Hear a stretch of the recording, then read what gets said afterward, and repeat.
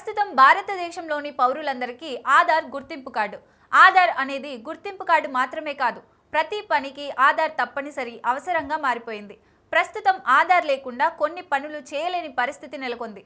ఈ స్థితిలో కేంద్ర ప్రభుత్వం ఆధార్ కార్డు తరహాలో ఏపీఏఏఆర్ అపార్ ఐడి కార్డు పేరుతో కొత్త కార్డును ప్రవేశపెట్టింది. ఇది విద్యార్థులకు ఆధార్, పాన్ కార్డుల లాగా ముఖ్యమైన పత్రంగా ఉపయోగపడనుంది. ముఖ్యంగా అకాడమిక్ పనులకు ఈ కార్డ్ చాలా ఉపయోగకరంగా ఉంటుందని కేంద్రం చెబుతోంది.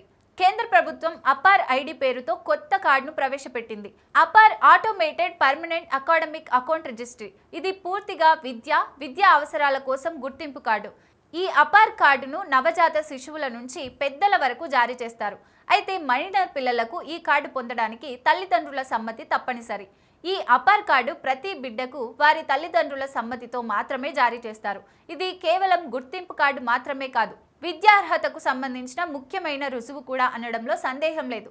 ఒక విద్యార్థి విద్యార్హతకు సంబంధించి పూర్తి వివరాలు ఈ కార్డులో ఉంటాయి.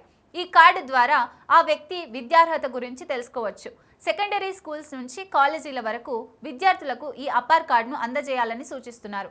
ఈ అపార్ చార్ట్లో ఆధార్ కార్డు వంటి 12 అంకెల సంఖ్య ఉంటుంది. కార్డులో విద్యా సమాచారాన్ని నిల్వ చేస్తుంది. ముఖ్యంగా విద్యార్థుల ఎడ్యుకేషన్ సర్టిఫికేట్, వారి బ్యాంకుల రుణాల వివరాలన్నీ ఈ కార్డులో స్టోర్ అయి ఉంటాయి.